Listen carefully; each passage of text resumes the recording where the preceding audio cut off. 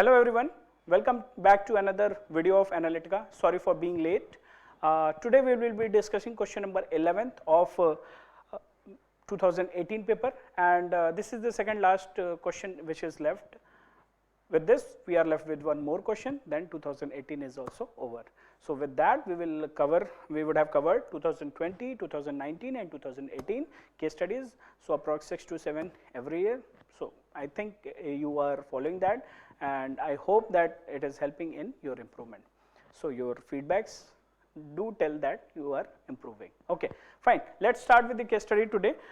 Before discussing that, I want all of you to read that, involve yourself as usual, and do write, then only try to listen the video. Okay, so here is the case study for you. Read it, then we'll see, we'll discuss it. Read it for 10 seconds or then pause the video and read it.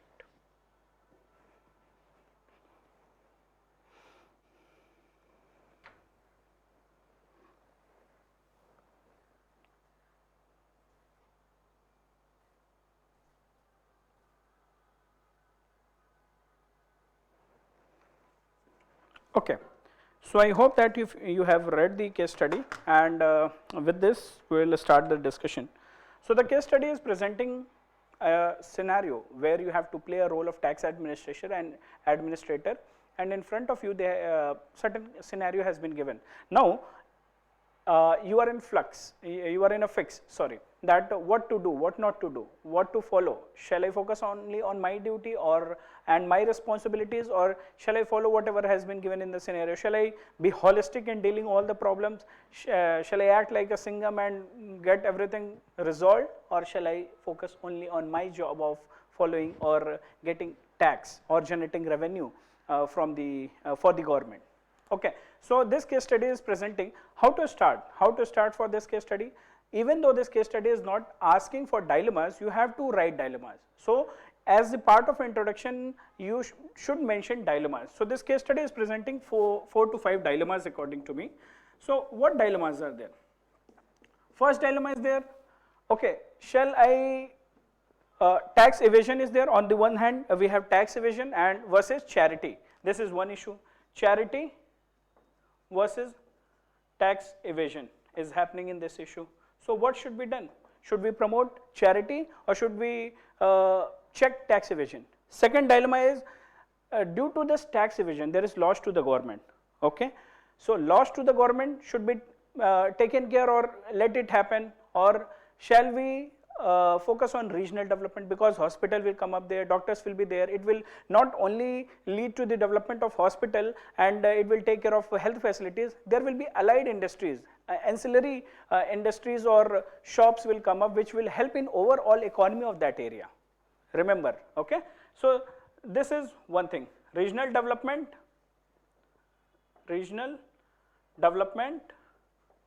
versus loss to government's revenue. Third dilemma we have, better health for people, means in this case study with the help of hospitals, health will be taken care, health facilities will improve in that particular area. So health should be focused, or should we ignore tax? What happens when government will collect taxes? That tax will help in what? Or whenever government collects tax, that cumulative tax will be spent, or that expenditure by government will be on education, on health, on for the old age people, for the infrastructure project. So what shall we shall focus in this case study? The dilemma is only health versus government's collection for tax collection and its expenditure for all the other things. So what should be the priority? So that is third dilemma for us. Fourth dilemma, being a tax administrator, shall I support a particular cause, that charitable cause, the development of hospital, or shall I support law and rule which is being violated in this case study? So support to a law versus support to the case study, support to the cause. Okay. So with these 4 dilemmas, these 4 ethical dilemmas, we will start our case studies. After introduction, You can either take a stakeholder approach that, okay, these are the stakeholders, these are the dilemmas, or you can cumulatively write that these are the stakeholders and following are the ethical dilemmas in general. Okay, now the case study is asking you to choose an option. Now what option we will choose? Now in general, all of us, even if I would have written this case studies in the exam scenario, we would have opted for the second option. Second option is saying that yes, I will be Singham and I will take care of all the options, all the problems in this case studies. So you don't have to do so. Generally, we think that, okay, this is the only best option, it is testing our ethical responsibility, it is testing not running away from responsibilities, not ignoring the things. So based on that, we will choose that action, and that is logical. But here, to give a fresh perspective, a new perspective, what I am going to do is, I will choose option 1. So that with the help of option 1, I will try to justify, I will try to tell that, okay, this can be also one of the option. And here we will bring in the concept of ethical relativism. When we talk about ethical relativism, what does it mean? With respect to ethics, nothing is hard and fast. Situation changes, reaction changes. Actors changes, reaction will change. Remember that gangman case study? 1 friend versus 5 unknown people.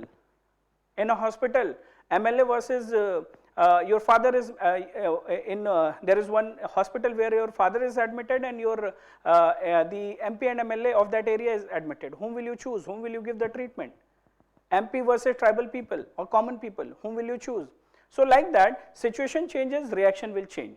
So this is called ethical relativism. Nothing is hard and fast. So ideally we should do option 2.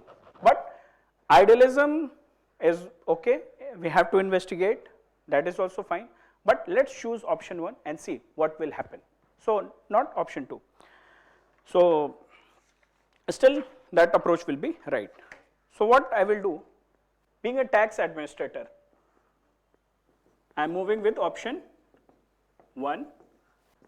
We have introduced the case studies with dilemmas and stakeholders. Now I am moving with the option 1. We will get 4 pages. So do remember that from the first page itself, we don't have to start with what option I will choose and why. So option 1, being a tax administrator, why option 1? In this case study, I have been allocated this responsibility of tax administrator, and my responsibility is to collect revenue. My responsibility is to generate revenue for the government, and that is the primary job, that is to check the tax evasion and make people or nudge people for tax compliance.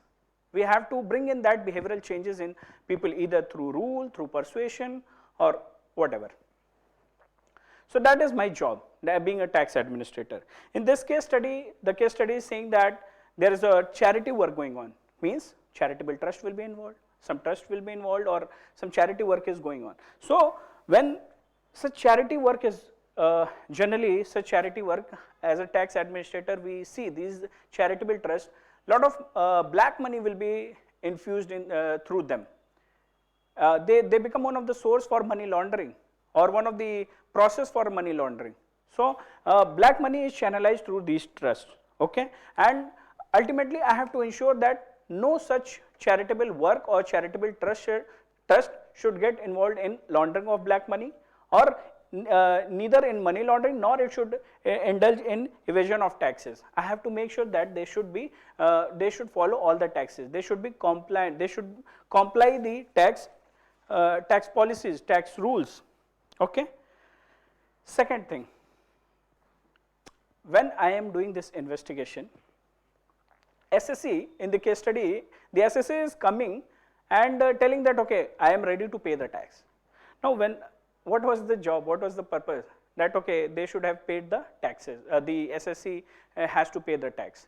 When SSC himself is telling that, okay, I am ready to pay the tax, now being a tax administrator, it is my responsibility not to harass that person. There should be no undue harassment.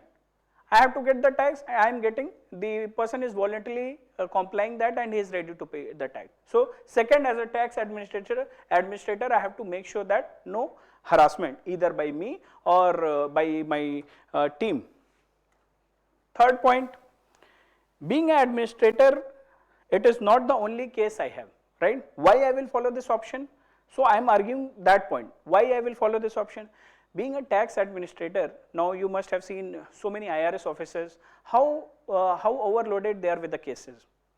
There is so much of load of cases, pending cases are there. Economic survey has also highlighted the pendency of cases or the litigation cases by the income tax office, IRS offices or income tax department. So when so many cases are pending and we have so many so many number of cases are pending and I am loaded with cases as a tax administrator, now it will be prudent on my part, it will be objective and rational and practical on my part not to get stuck with this case, because the case study is telling that this involves minor issues, minor technical issues which will not affect taxation, which will not affect the tax compliance, or it is not going to affect the country as well, it is not going to affect the process of hospital as well. These are some minor technical things. Okay. So as a tax administrator, when I have so many work to do, I have other cases, pending cases, then why I will get stuck here? It is not prudent, it won't be prudent, it won't be rational, right? So as per the case study, the minor issues, they are not urgent, there is no, they are not related to tax compliance, so I will not get stuck there. So in such case, running behind those issues, it has 2-3 demerits. First demerit is that my other cases will be affected, they will be delayed, and it happens in government offices. People will get, the offices, they get stuck with these day-to-day mundane things and other issues, they will miss out on the strategic things. So I should not miss out on the strategic things, right? So we have discussed 3 things. We have discussed with respect to tax compliance, my job, my duty. Then we have discussed with respect to the SSC, that I should not harass. Third, my other cases, number of other cases which are pending, and it's why I will choose this option, and not running after other cases. It has certain demerits. First demerit we have discussed, that demerit is that I will lose out on the strategic things, I will lose out on the strategic issues, strategic points. Second demerit it has that the purpose, that the cause here is the hospital is getting ready in that area which was neglected for so many years. So that hospital will be delayed. The building of hospital will be delayed.